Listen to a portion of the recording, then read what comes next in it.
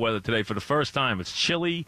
There's a little breeze. I mean, for the first time, no humidity. And we're here with the head coach of the Jets, Todd Bowles, joins us. Coach, welcome. Good to see you, as always. Good to see you too, Mike. So, I'm not going to ask you to sing and dance this afternoon. I'm not going to ask you to do impersonations. I heard you were doing Herm Edwards impersonations. It was a very bad impersonation. Do you do a Weeb Eubank impersonation? How about that? I do not do Charlie Weeb. Winter, Bill Parcells. Listen, you coached with Bill Parcells. You came up under Bill Parcells. So, and Joe Gibbs. How about Joe Gibbs? Joe doesn't cuss, so I'm probably more partial to Parcells. Never cussed. Never. He's never cussed, ever. If he got angry, what was the worst you heard out of his mouth? It burns my butt. That's it? That's it. That's it. The great Joe Gibbs. That's all you got. That's it. As you won Super Bowls with the man, so as we know very well. So how are things? Things are good. Yeah. We're getting a few injured guys back, and everybody's rounded into form. We still got a ways to go before the opener, but everybody's working hard and got their head down. Isn't it funny that when you have a young quarterback who gets drafted high, everything revolves. I mean, every sentence, every story, everything revolves about him. Will he play? Won't he play? Will he start? Won't he start? It's amazing, isn't it? How much of your time this year or this camp has been occupied by questions about him? It has, but I'm used to it, and you're getting the same answer every day, so I don't mind at all. What have you seen? What have you seen from your quarterbacks that you've liked? Tell me about first. Let's start with Bridgewater. We'll save Sam. Tell me what you've seen from Teddy. Teddy's extremely intelligent, and he's a great leader, and guys gravitate around him, and he's very smart in the pocket. He's not going to get you beat that way. He understands where everything is at all times, and you just love his command after missing 2 years of ball. Yeah, with an injury that really could have finished him. That's been outstanding. He has not complained about that injury one time. And he had as bad a knee as you could possibly have. He had a total dislocation of that knee, which is as bad as it gets. And that's why you root for someone like that who came back and did everything the way he's supposed to do and actually had 2 good ball games. And always had a lot of talent, clearly. Always did. Yes. Always did. Good leader, very accurate passer, outstanding leader. Always very accurate. Outstanding leader. He has the same capabilities as Josh has, as well as Sam. So it's a great room. All right. How about Sam? What have you seen? What have you liked? Maybe what has you concerned? Anything? Tell me what you've seen so far from your prized rookie. Well, I haven't been concerned about anything because he's learning. Going into week 3, just going into practices and everything else, he's been outstanding. What I like about him most is his poise. Very poised. And understanding the offense. And even if he has a bad play, it doesn't stay with him, and he comes back the next play and learns from it. So I've been very happy about that. And some guys just command the team, command the room. He's one of those guys, right? There's just certain guys who do that, right? He's definitely one of those guys, and he's not afraid of the moment. He's not afraid to play. He understands when he has to slide and when to make the big play and go after the small plays as well. There's kids you have to teach to lead. He's not one of those guys, right? He's a guy that just naturally comes to, right? I mean, the team likes him. The players like him. I always saw that at USC. The players like them. Everybody loves him. He has a laid-back attitude, but you can see the fire in his eyes from a competitive standpoint, and he has a great wit off the field. He gives the credit to the other guys, though. He's one of those kind of guys. Even when he won a championship, he did that. When he played great, he first thing he did was credit the other guys. And that's one of the things you love about him. He's selfless. What is the hardest part of the decision for you, or what is the most important thing that will make a decision who gets to start in week 1? Really, who can carry the team for the long haul, not just the short haul, as well as just maintaining control over the offense and understanding the offense and leading them up and down the field every day with somebody that wants to go out there and go to battle, and the team follows them. And I think we have 3 of them, so it's going to come down to the wire, and we'll get together as coaches and we'll give our opinions with each other, and I'll make the decision from that standpoint. But I think all 3 of them have the capability to do so. What breaks ties? What breaks a tie? If they're both really impressive, what's a decision maker? Probably me. So the decision makers just a gut feeling? The decision makers feel in situations and going back in your head and looking at everything and see who can do what the best and then go from there. Are you a guy do you have any philosophy about whether you like to play rookie quarterbacks or not? Do you care one way or the other? Do you have any set rule about that? I have no set rule whether to play a rookie or a veteran. I usually play the best guys. If it's the younger guys plays. If it's not, then the other guys play. How important is it to you that the guys around them are where you want them to be as far as them helping out if you decide to go with the young quarterback? I mean, how important is that? Well, say protection, offensive line, just the guys around them. That's extremely important. Whether it's any one of the three that starts, it's extremely important. So we got to protect the quarterback no matter what, and everybody understanding where they are on the field helps out Sam, Josh, and Teddy.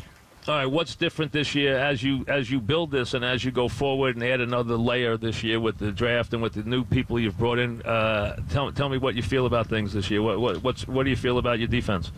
I think we have more depth than we've had before.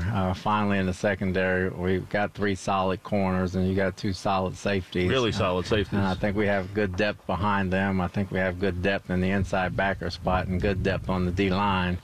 I think we have starting caliber outside linebackers, but we're looking for depth there and special teams guys there. So the last 2 games will be important that way.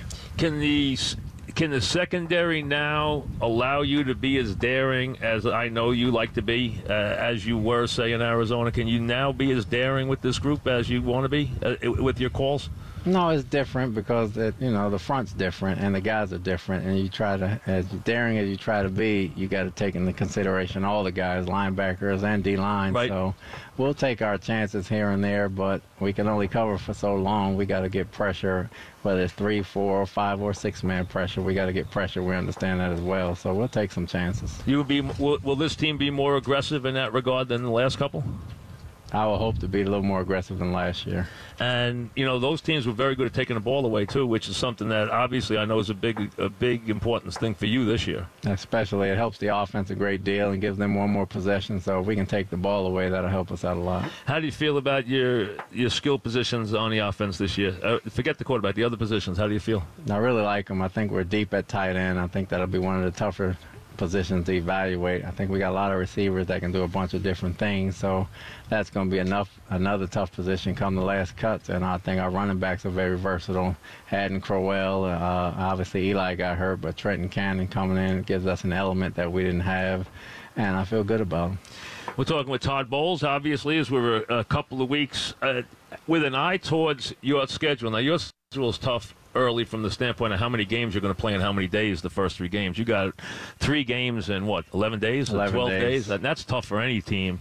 Does that impact Donald because of the fact that's a lot to put on anybody to have 3 games in 11 days to start the season? I don't think it impacts any one of our quarterbacks. I think we know what we know. We know our offense, and we're going to understand what they're trying to do. So that won't be a factor, the fact that you got those jammed up games. Okay.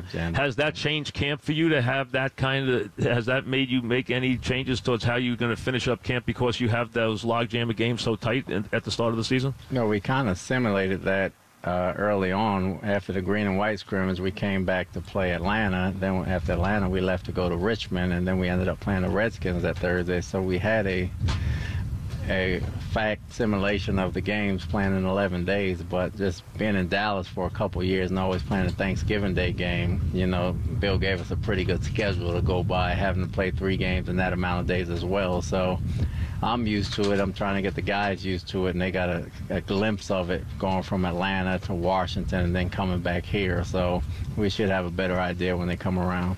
What was the toughest part of last year?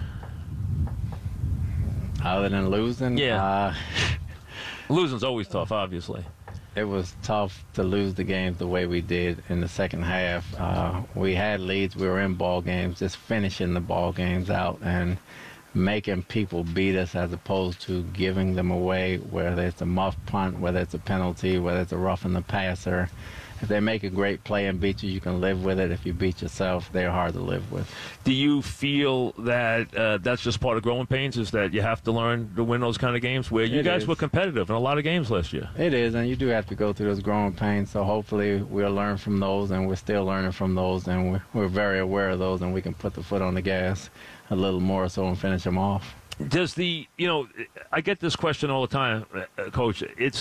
Does the coach think about I have to win this game and thinks of the short term, or does he think of the big picture when he looks at the quarterback situation, knowing that he has a kid that they took at the top and who could be here for a long time and maybe doesn't give you the best chance to win from day one? Do you look at it that way, or do you look at it big picture? I have to look at both. Obviously, we're trying to win right now. Obviously, if Sam is the guy, we think we're ready to win right now with him. If it's Teddy or Josh, we're ready to win right now with them. So you don't look at the big picture all the way down the line. As a team, you look at the big picture in a lot of positions, but we're not going to put anybody out there before they're ready. If we think he's ready to play, then we'll put him out there and we'll go full steam and won't look back. So if he starts game one, it's because he gives you the best chance to win game one? Correct. Not because he's the future? Not at all. Okay, so he has to be ready. He has to be the guy against the Lions game one? He has to be ready in order to play. Okay. You know, from a standpoint, how about overall, from when you came here to as where you are right now as you start this year? It hasn't been obviously exactly what you wanted. It never is. But do you feel like you're ready to take a step forward this year? How do you feel as you get ready for this season? Did you feel like you took a step forward last year? That you made progress? Do you feel like you're on the right track, or is it just a new page this year? I feel like we made progress as a team last year, but every year is a new year. The chemistry has to rebuild with all the new guys, but I think we're very much headed in the right direction, and I think we're ready to make a step forward. You do? Do you think you've upped the talent level a lot from last year? I think we've upped the depth from a lot last year. I think the talent's gotten a little better, but I think we upped the depth as well. So we have guys go down. We have capable guys to step in and play. Do you have enough playmakers? Yes. Both sides? Yes. That's a big key, because in this league you got to have playmakers, obviously. So you think now you have enough? I thought I had enough last year. You did? We just lost some close games. It's not about how much you have, it's what you do with what you have. And, for me as a coach, it's about understanding what I have as a team and then applying it out on the field and making sure we can go out and have a chance to win the ball game. So it's really not about who, it's about what, and then it's about blending them all together. Can you get a feel yet this early on what this team is about, or do you need a couple games to do that? Still feeling it out. I know what we can be if we all come together soon enough, but it's going to take a couple games. How about the overall culture? Has it changed? I mean, do you sense it's changed with this team? It's changed a lot over the last 2 years. It's changed very much. So obviously it's younger, but the guys enjoy being around each other, and they hang out together, and they sit down and joke around a lot. Before we had older guys and everybody had things to do, so everybody's going their separate ways. Not that it was a bad thing. It was just an older culture versus a younger culture. There's a thought process that it's very hard to win with a first-year quarterback in this league. Do you believe that? Do you think that makes it tougher to win, putting a kid out there who obviously hasn't played before? I think if that's the case, I think that's only true for people that's had it and didn't win. The people that's had it and won don't have a problem with it. So if he is the starter and go out there, I expect to win with him. But, I mean, a lot of great quarterbacks have had really tough first years. I mean, Aikman won 1 game. Peyton Manning won 3 games. I can give you a whole, very few go out. Marino had a lot of success. Very few go out and have a lot of success in that first year. Is there a sense of, sometimes you have to sacrifice a little to gain in the long run? That's why I talked about short and long term look at it. Do you think that it can be a detriment, or do you think it's not a detriment? I don't think it's a detriment, because we're not going to put them out there thinking long term. We're going to put them out there with the expectations to win game 1. So I understand a lot of great quarterbacks didn't start off well, and there's a lot of bad quarterbacks that started off great. So it's 50-50, one hand on the other. We expect to win with whoever we put out there, and if he is that guy, I expect to win with him. All right. So, and what's your thoughts overall for this team? What's your feeling to your fans? What do you want to say? What would your big picture be about this year's team as you get ready to start the season? What would you tell your fans about this team? That it's not just about the quarterback. We have a solid team coming together, and give us a couple games under the belt, and I think we'll put forth a good product. All right, good to talk to you. See, and no impersonations, I appreciate no that. Tonight Show stuff, nothing, all right? No Thanks, Tonight Todd. Show. You got Todd Bowles back after this.